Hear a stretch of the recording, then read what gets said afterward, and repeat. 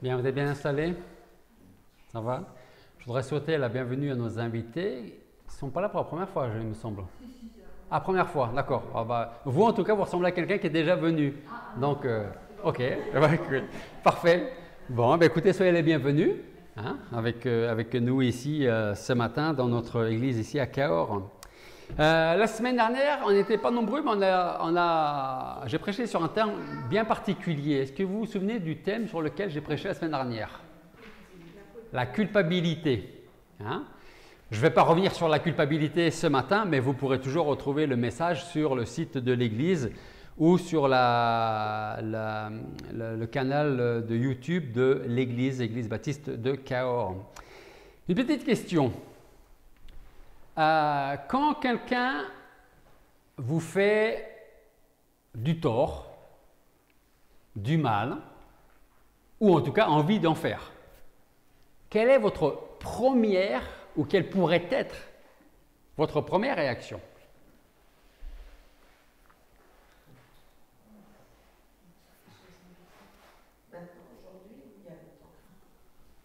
Peu importe.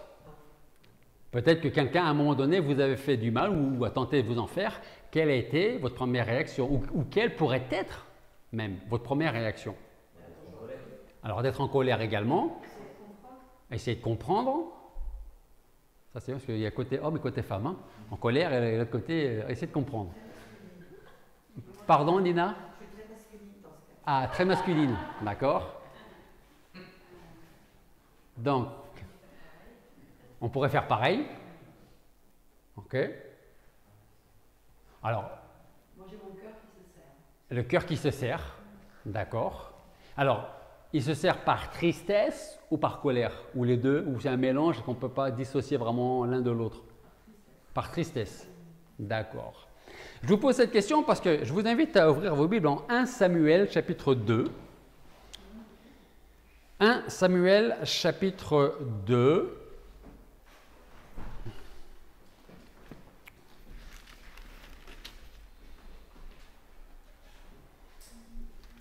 Et nous allons lire les 10 premiers versets.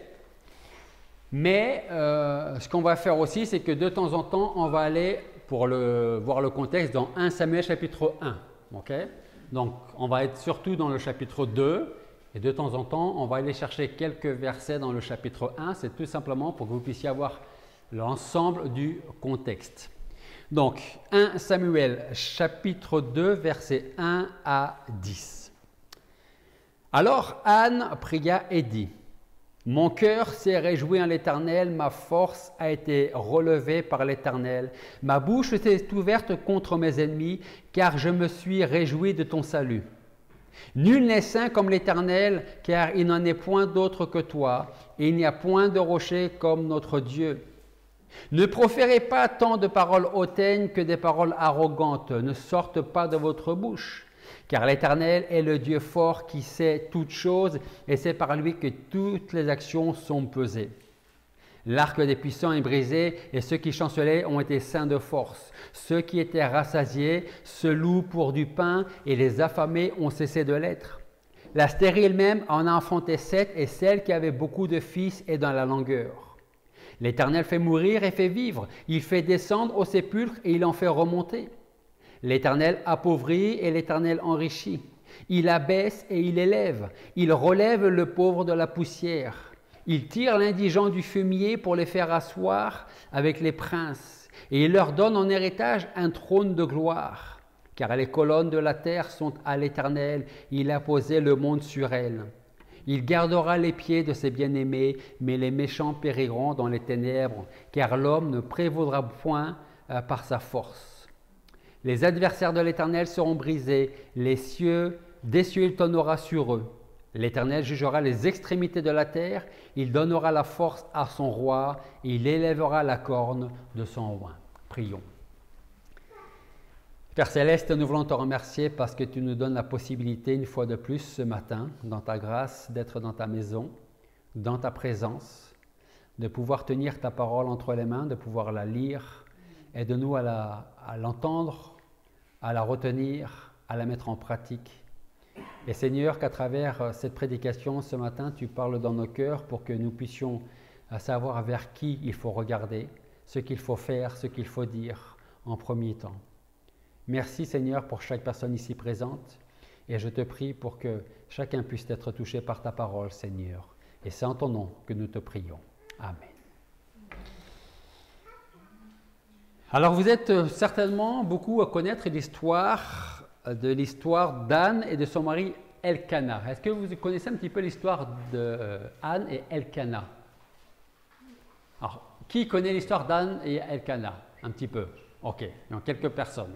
Donc je vous inviterai à la maison de regarder 1 Samuel chapitre 1, chapitre 2 et on va parler justement de la naissance, enfin il parle de la naissance de Samuel. Et si vous ne connaissez pas l'histoire, alors j'espère que ce matin je vous donnerai l'envie, une fois d'être arrivé à la maison, de lire son histoire. En tout cas, ce qu'il faut savoir, c'est que Elkana avait 2 femmes, Anne et Pénina, on le voit au chapitre 1. D'entre les 2, c'est Anne que Elkana aimait le plus. On regarde au chapitre 1, versets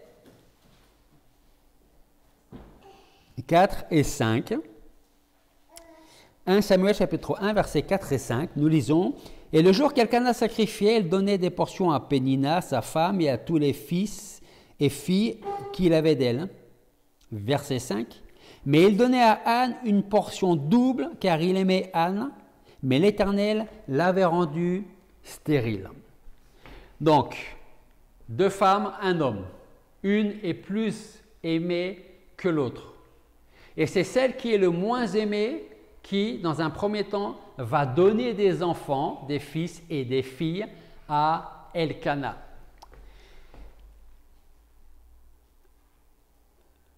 Au verset 6, toujours du chapitre 1, nous lisons « Et sa rivale, c'est-à-dire Pénina, la mortifiait même fort aigrement afin de l'irriter, parce que l'Éternel l'avait rendue stérile. » Alors on peut essayer d'imaginer un petit peu la situation. Vous avez Elkana d'un côté et d'un autre vous avez Anne qui l'aime vraiment et Pénina qui forcément il doit aussi l'aimer, mais s'il devait choisir d'en garder qu'une, très certainement il garderait Anne. Sauf que Anne jusqu'à présent n'a pas pu lui donner d'enfant. Et qu'est-ce qui se passe dans l'esprit, dans le cœur et de Pénina et de Anne? Alors, la Bible ne nous dit pas que les différentes paroles ou même pas les pensées qu'il pouvait y avoir dans l'esprit de Pénina quand Pénina allait vers Anne en disant « Regarde, moi j'ai des enfants, les tiens sont où ?» D'où ma question au début, quand quelqu'un vous fait du mal ou quand quelqu'un vous a fait du mal, quelle est ma première réaction? C'est vrai que si on reste sur la nature humaine, on dirait il mérite une bonne baffe. Hein? Ou il mériterait la même chose. Il mériterait ou elle mériterait que je parle de la même manière. Donc on ne connaît pas les pensées qu'il y avait dans la tête de Pénina. On ne sait pas exactement dans les détails ce que pouvait dire Pénina à Anne, mais en tout cas on sait que Pénina faisait énormément de peine et ça avait l'air de lui faire plaisir à Anne.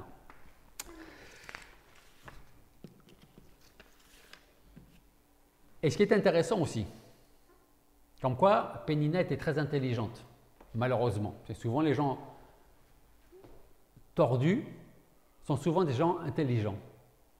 Elle faisait ça à quel moment? Quand Elkana n'était pas là. Elle ne disait pas de mal ou elle ne faisait pas de mal d'une façon ou d'une autre à Anne quand Elkana était là. Parce que très certainement, Pénina devait savoir que si je dis ou si je fais quelque chose pendant qu'il est là, il risque de me remettre à ma place.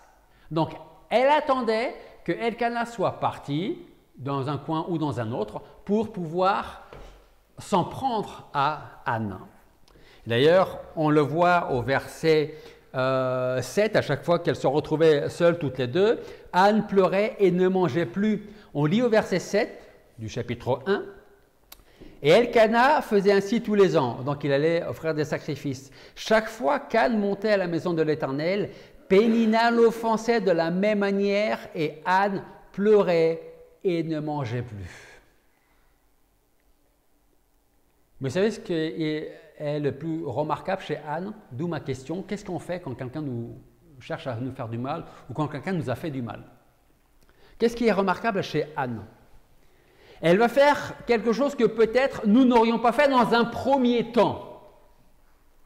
Souvent, on agit, on parle, après on réfléchit, on se dit, bon, j'aurais peut-être pas répondu comme ça. Okay? Mais notre nature, souvent, et puis il suffit que vous soyez un peu méditerranéen, pour que cette Méditerranée ressorte et vous fasse faire ou vous fasse dire des choses que vous allez regretter après. Mais ce qui est remarquable chez Anne, c'est que donc elle va faire quelque chose que nous, peut-être dans un premier temps, on n'aurait pas fait. Au lieu de s'en prendre à Pénina, qu'est-ce qu'elle va faire? Elle va prier. Elle va prier pourquoi?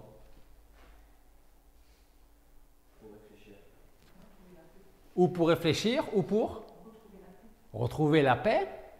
Et comment est-ce que Anne peut retrouver la paix?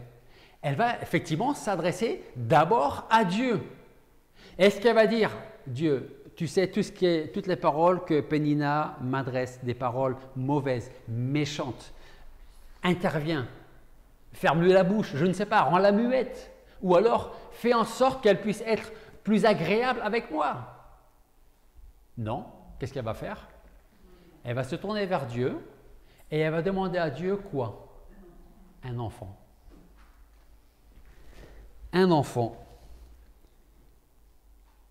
Et voilà que Anne commence à prier à voix basse. Ça, c'est ce qu'on voit dans le chapitre 1 de 1 Samuel. Si basse que Élie, le sacrificateur, pense qu'elle est ivre. Elle a bu et puis elle commence à délirer. À ce moment précis, elle va expliquer à l'homme de Dieu, à Élie, sa peine de ne pas avoir d'enfant, sa peine aussi liée à Pénina et son désir d'avoir un enfant.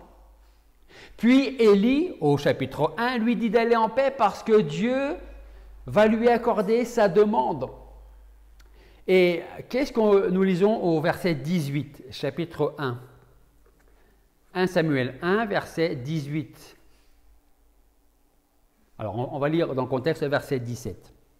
Alors Élie répondit et dit, « Va-t'en en paix et que le Dieu d'Israël t'accorde la demande que tu lui as faite. » Et elle dit, « Que ta servante trouve grâce devant tes yeux. » Et cette femme s'en alla son chemin et mangea. Et c'est quoi la suite du verset? Son visage ne fut plus le même.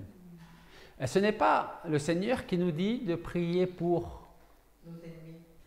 C'est plus facile de prier pour nos amis, nos proches. C'est beaucoup plus compliqué de prier pour nos ennemis. Hein? Surtout, excuse-moi de reprendre ton exemple, Nina, mais tout à l'heure tu as dit que tu as une partie ukrainienne et tu as une partie russe. Si j'étais ukrainien, j'aurais peut-être des difficultés à prier pour mes frères russes, n'est-ce pas? Mais sans aller jusqu'ici, c'est beaucoup plus facile de prier pour des gens qu'on aime, qui nous aiment, avec qui on s'entend bien. C'est beaucoup plus compliqué pour des gens qui ne nous aiment pas, qui nous veulent du mal, d'une façon ou d'une autre. Et donc, qu'est-ce qu'elle fait quand elle commence à prier? Qu'est-ce qu'il y a qui change en elle?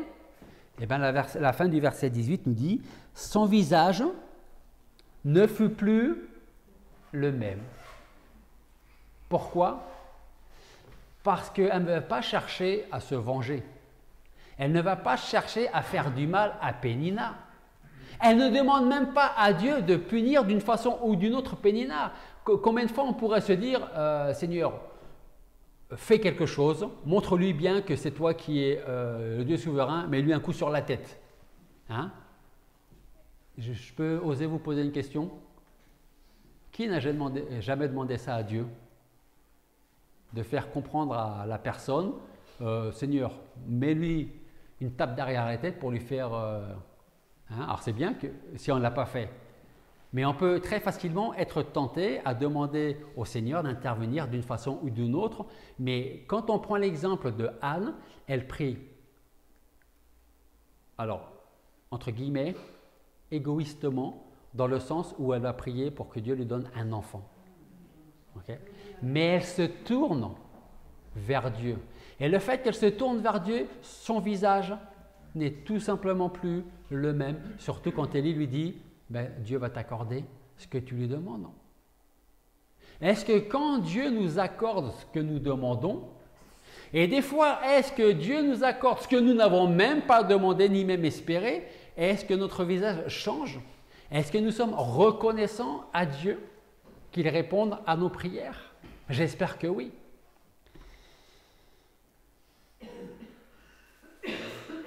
Verset 20, 1 Samuel chapitre 1, verset 20. Il arriva dans le courant de l'année qu'Anne conçut et enfanta un fils et le nomma Samuel, qui veut dire Dieu a exaucé. Car dit-elle, je l'ai demandé à l'Éternel. Anne avait donc prié pour avoir un fils, Dieu lui accorde ce que son cœur désire. Puis au temps où elle accomplit son vœu, elle apporte Samuel devant l'Éternel et le remercia tout en l'exaltant. Mais vous savez ce que Anne va faire avec Samuel avant de passer au chapitre 2? Qu'est-ce que Anne va faire de Samuel? Pour ceux qui connaissent l'histoire. Il va l'offrir à Dieu. Et Samuel sera dans le temple toujours. Vous imaginez un peu la situation? On reprend un petit peu du début. Pénina, t'as vu mes enfants, comme ils sont beaux? Hein? Et les tiens sont où? T'en as pas? C'est dommage, hein? Regarde les miens. T'aimerais bien avoir une famille aussi nombreuse que la mienne. Hein? Anne va prier. Dieu va l'exaucer. Et Anne aurait pu dire, merci pour mon fils, maintenant on rentre à la maison. Non seulement Anne demande à Dieu un enfant, un fils, Dieu va lui donner, elle va garder pendant un certain temps cet enfant, et très rapidement, qu'est-ce qu'elle va faire? Elle va le donner à Dieu pour que Samuel puisse servir l'Éternel. Tout à l'heure, j'avais mis entre guillemets qu'elle va prier égoïstement pour avoir un fils. Mais ce qu'il y a, c'est qu'elle ne va pas le garder. Ce sera bien sûr toujours son fils. Et elle sera toujours sa mère, bien entendu. Et elle a son père. Mais qu'est-ce qu'elle va faire? Le don qu'elle a reçu de Dieu, elle le redonne à Dieu. Ce serait bien d'avoir toujours cet état d'esprit, hein, n'est-ce pas? Donc c'est là maintenant qu'on arrive au chapitre 2. Chapitre 2, verset 1. Alors Anne pria et dit, « Mon cœur s'est réjoui en l'Éternel, ma force a été relevée par l'Éternel, ma bouche s'est ouverte contre mes ennemis, car je me suis réjoui de ton salut. » Avez-vous remarqué comment Anne commence sa prière? Elle dit, « Mon cœur s'est réjoui en qui? En l'Éternel. » C'est en Dieu que Anne se réjouit. Elle ne se réjouit pas en son fils. Elle ne se réjouit pas en son mari avec qui elle a eu cet enfant, ni même en sa propre joie. Elle dit, mon cœur s'est réjoui en l'Éternel qui m'a exaucé, qui m'a répondu et qui m'a donné un fils. En fait, ce qui est formidable avec Anne et ce que parfois nous pouvons oublier, c'est que Anne savait exactement qui lui a donné cet enfant. Là, on parle d'un enfant. Mais des gens comme Anne savent pertinemment que tout ce qu'ils possèdent, tout ce qu'ils ont, c'est Dieu qui leur a donné. Et des gens comme ça seront toujours reconnaissants. Merci pour nos enfants. Peut-être aussi, ça peut être un peu dur ce que je vais dire, mais peut-être aussi, merci parce que tu ne m'as pas donné d'enfants. Parce que des fois, on veut avoir des enfants et on n'a pas d'enfants. Mais Dieu a un plan pour chacun de ses enfants. Sachons dire merci à Dieu pour ce qu'il nous donne, ce qu'il ne nous donne pas et qu'on n'aura jamais ici-bas, ou pour ce qu'il nous a donné et qu'il a également enlevé.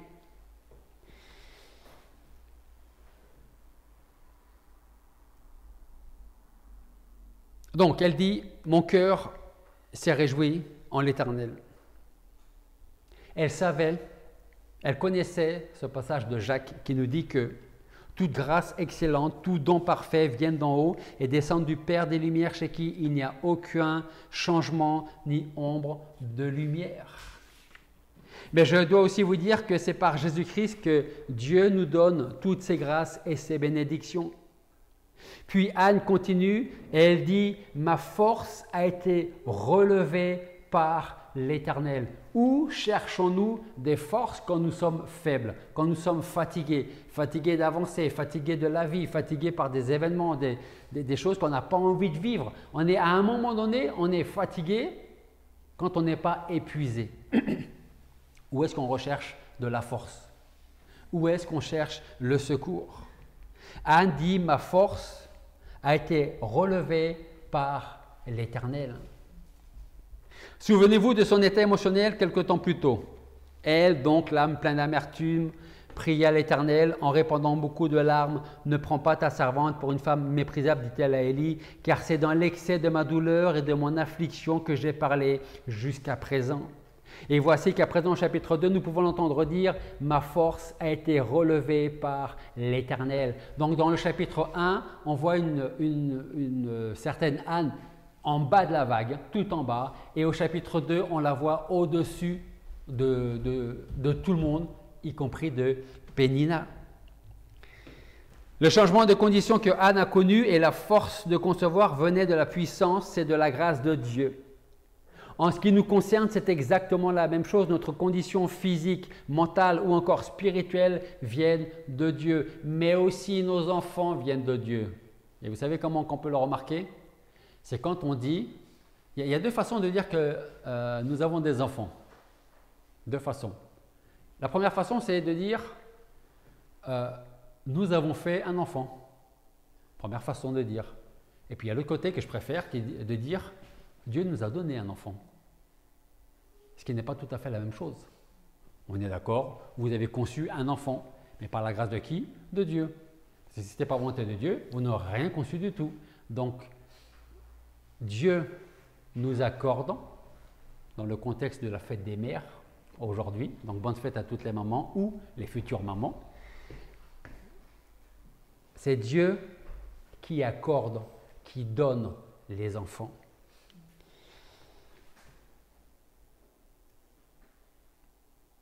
Voilà donc pourquoi nous pouvons entendre Anne dire à la fin du verset 1 du chapitre 2 « Je me suis réjoui de ton salut ». Et si Anne parlait de ses ennemis, elle devait certainement parler de ceux qui se moquaient de sa stérilité et avoir à l'esprit une signification plus large, comme nous pouvons le voir au verset 10. Regardez chapitre 2, verset 10, 1 Samuel, chapitre 2, verset 10.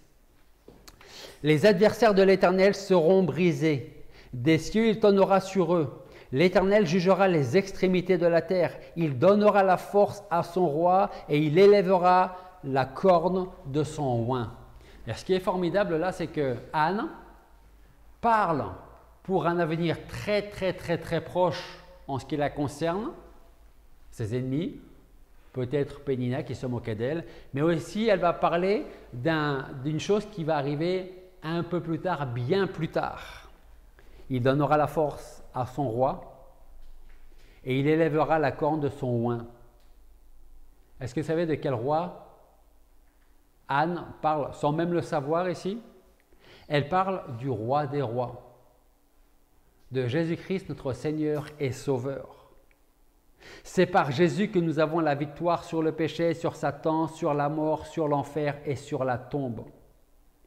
Dans le verset 2, 1 Samuel chapitre 2, verset 2, Anne continue en disant « Nul n'est saint comme l'Éternel, et il n'y en a point d'autre que toi. Il n'y a point de rocher comme notre Dieu. » Est-ce que nous comprenons bien ici la croyance et la doctrine d'Anne?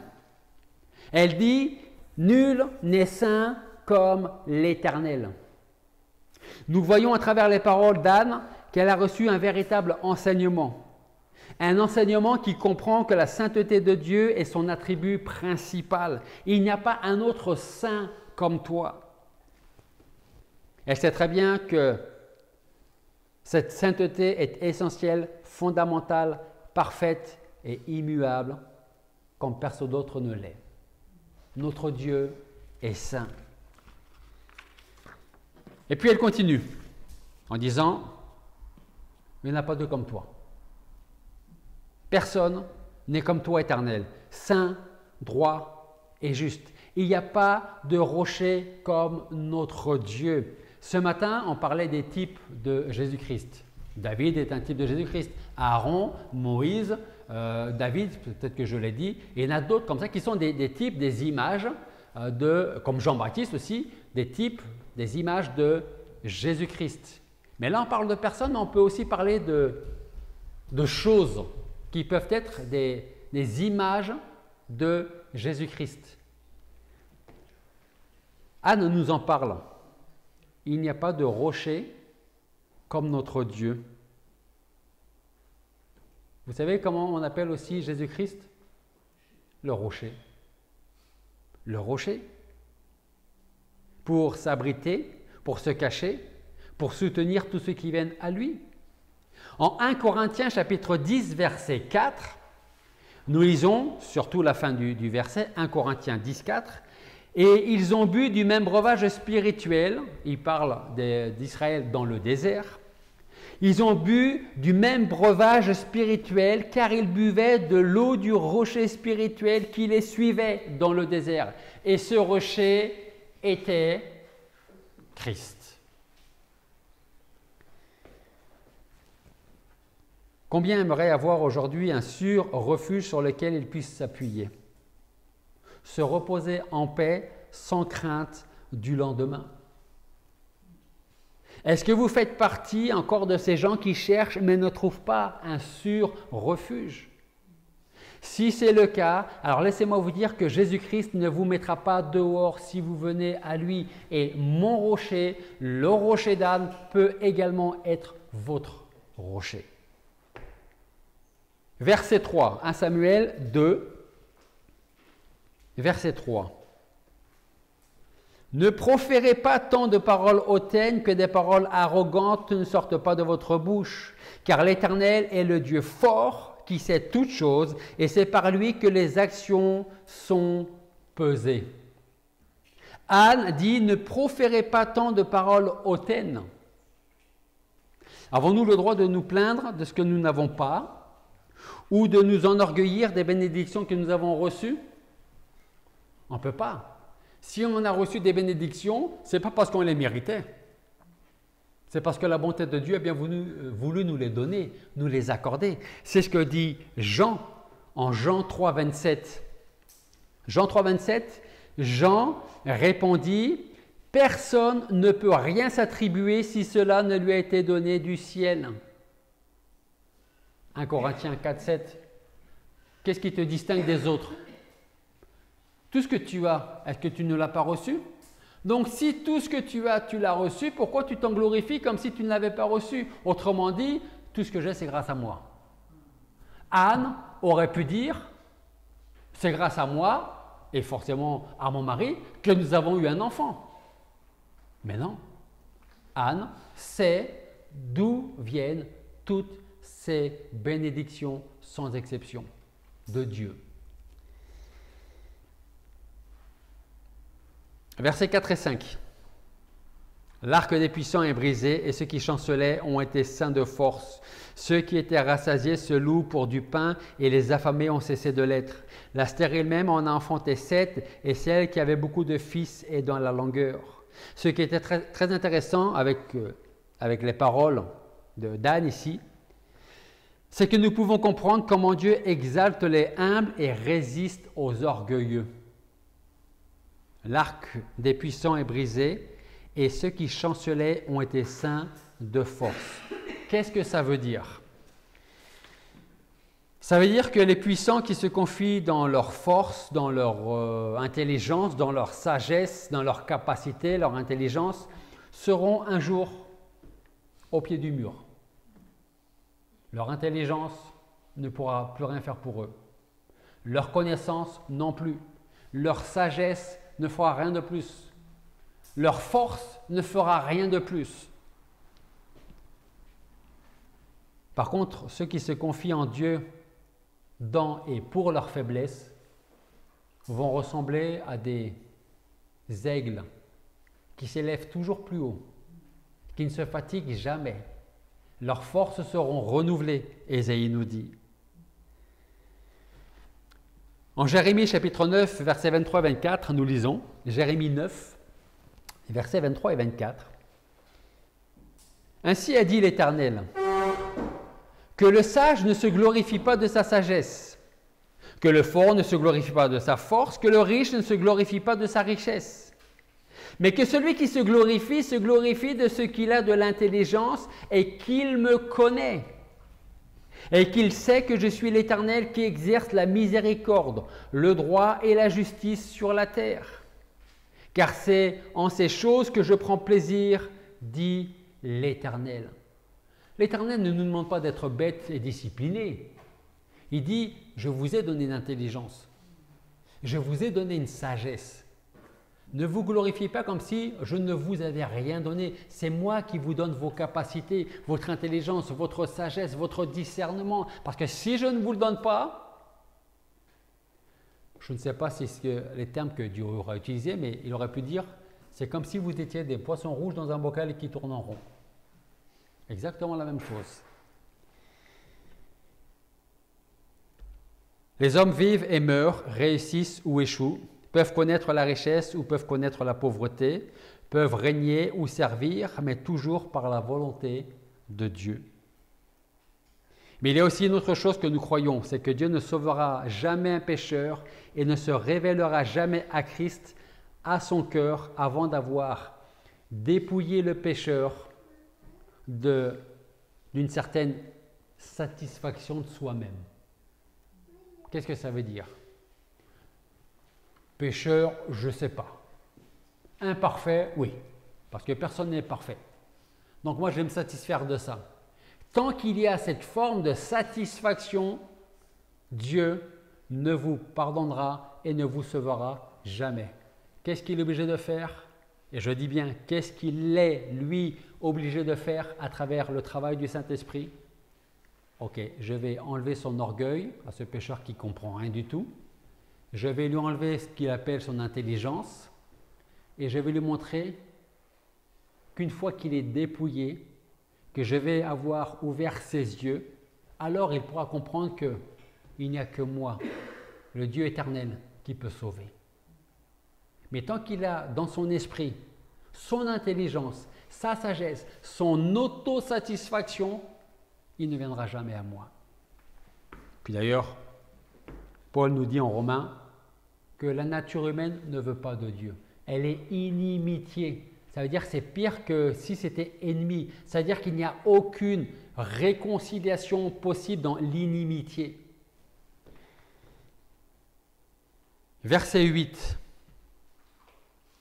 Il relève le pauvre de la poussière, il tire l'indigent du fumier pour les faire asseoir avec les princes. Il leur donne en héritage un trône de gloire, car les colonnes de la terre sont à l'Éternel et il a posé le monde sur elles. Ce qu'il y a de formidable, c'est que c'est Dieu qui abaisse avant d'élever. C'est Dieu qui nous déshabille avant de nous revêtir. C'est lui qui dévoile notre pauvreté avant de nous relever et de faire de nous des co-héritiers avec Jésus-Christ de son royaume. Nous n'étions rien, nous ne méritions rien et pourtant Dieu est venu jusqu'à nous, il nous a abaissés pour mieux nous relever, il nous a déshabillés de tout mérite pour nous mettre sur les épaules le manteau de la justice, du sacrifice de Jésus-Christ. Et ensuite, il a fait de nous des héritiers et des co-héritiers avec Jésus-Christ. Alors, à travers ce verset 8, nous avons la description de notre état de péché. Nous n'étions que des mendiants gisant dans la poussière et le fumier, mais à cause de l'obéissance et du sang versé par notre Seigneur Jésus-Christ, Dieu nous a fait asseoir avec lui, avec les princes, d'autres princes sur le trône de gloire. Et enfin, versets 9 et 10. Anne, qu'est-ce qu'elle dit? Il, Dieu, gardera les pieds de ses bien-aimés, mais les méchants périront dans les ténèbres. car l'homme ne prévaudra point par sa force. Les adversaires de l'Éternel seront brisés des cieux, il tonnera sur eux. L'Éternel jugera les extrémités de la terre. Il donnera la force à son roi et il élèvera la corne de son oint. On commence par lire qu'il gardera les pieds de ses bien-aimés. Ce qui est formidable avec notre Dieu, c'est qu'il nous garde dans sa main, comme on a pu le voir ce matin avec l'étude. Et ses promesses envers nous n'échoueront jamais. Quand Dieu nous promet quelque chose, il tient toujours ses promesses. Jamais il ne vous dira, c'est vrai, je t'ai promis telle ou telle chose, mais bon, vu maintenant dans l'état dans lequel tu es, je ne veux plus tenir mes promesses envers toi. Ça, c'est nous. Ça, c'est nous. Ce n'est pas Dieu. Aucun de ceux qui appartiennent à Dieu ne périront. Par contre, il jugera les pécheurs non repentants. Et la repentance, c'est quelque chose de bien précis. Écoutez-moi bien. La repentance, ce n'est pas le fait de pleurer. La repentance, c'est le fait de changer. Ça fait toute la différence entre une vraie repentance et une fausse repentance. La repentance selon Dieu, c'est pas je pleure, mais c'est je change. C'est ça une repentance selon Dieu. Donc l'Éternel Dieu donnera la force, la puissance et la victoire à son roi. Et je peux vous garantir quelque chose, Christ est venu pour libérer les captifs de leurs chaînes et il ne perdra aucun de ceux qu'il est venu libérer. Et si aujourd'hui vous pouvez dire Jésus-Christ est mon Seigneur et mon Sauveur, alors vous pouvez aussi dire Christ m'a libéré de mes chaînes. Par contre, si vous ne pouvez pas dire avec certitude Jésus-Christ est mon Seigneur et mon Sauveur, ça veut dire quoi? Ça veut dire qu'il y a encore un bout de chaîne qui vous tient attaché à votre péché. Vous pouvez être à l'église, ici, dans une autre église, mais toujours attaché à votre péché. Toujours. Vous pouvez passer votre vie dans une église, quelle que soit l'église, et être toujours perdu. Alors si donc ce matin vous êtes encore dans vos chaînes, ces chaînes qui, j'espère, vont devenir de plus en plus lourdes pour vous, qui vont vous empêcher de marcher et qui vont peut-être vous faire prendre conscience que vous êtes attaché à quelque chose et qu'il n'y en a qu'un seul qui peut vous détacher. Ce n'est pas votre conjoint, votre mari, votre femme, ce n'est pas un membre de votre famille, ce n'est pas une église, ce n'est pas une religion, ce n'est pas le pasteur, c'est le sacrifice de Jésus-Christ. Pourquoi est-ce qu'il est mort? Parce que je suis attaché avec une lourde chaîne qui m'empêche de marcher, une chaîne qui m'empêche d'être ce que je dois être aux yeux de Dieu, même si j'ai l'impression d'avoir tout ce qu'il faut dans ma vie. J'ai la dernière voiture, je viens de faire construire ma maison, j'ai un super travail, j'ai une famille épanouie, des enfants épanouis, une femme, un mari épanoui, tout va bien pour moi. Ouais, tout va bien pour l'instant. Hein? Mais vous avez toujours la chaîne qui vous tient lié à votre péché. Alors si vous voulez être encore plus heureux, ne plus avoir cette chaîne, qu'est-ce que nous dit le Seigneur? Viens à moi et moi je vais t'enlever cette chaîne. Je vais ôter ton péché et tu vas commencer à vivre une vie que tu pensais avoir mais que tu n'avais pas. Et quand tu seras venu à moi, je ferai de toi une nouvelle créature, une nouvelle création. Et après tu me diras merci. Prions. Père Céleste, nous voulons te remercier parce que ce matin, à travers l'exemple d'Anne, de Pénina, d'Elkana, de Samuel et d'Élie, tu nous montres que parfois nous pouvons être attaqués d'une façon ou d'une autre par différentes personnes, différentes circonstances, et que parfois notre nature voudrait que nous puissions nous venger, faire du mal à notre tour. Et comme nous l'avons vu avec Anne, son seul désir c'était de se tourner vers toi, de te demander un enfant que tu lui as accordé. Et nous pouvons voir cette véritable reconnaissance dans la vie d'Anne lorsqu'elle te laisse ce fils que tu lui as donné pour te servir dans le temple. Seigneur, aide-nous à nous souvenir de l'exemple d'Anne en tant que parents, que les enfants que tu nous as accordés, tu nous les as confiés pour un temps. Aide-nous, Seigneur, à les faire grandir dans ta parole, dans ta connaissance, dans ta crainte, afin qu'ils puissent te suivre et t'obéir. Merci pour cette fête des mères aujourd'hui. Merci pour tout ce que tu fais pour elles, pour celles qui vont le devenir un jour. Alors Seigneur, je te prie aussi pour chacune des mamans qui peuvent être présentes ici, Seigneur, que tu bénisses leur vie. Merci pour tout ce que tu fais pour chacune d'entre elles, ce que tu as fait pour nos propres mères, Seigneur, également. Et c'est en ton nom que nous te prions. Amen.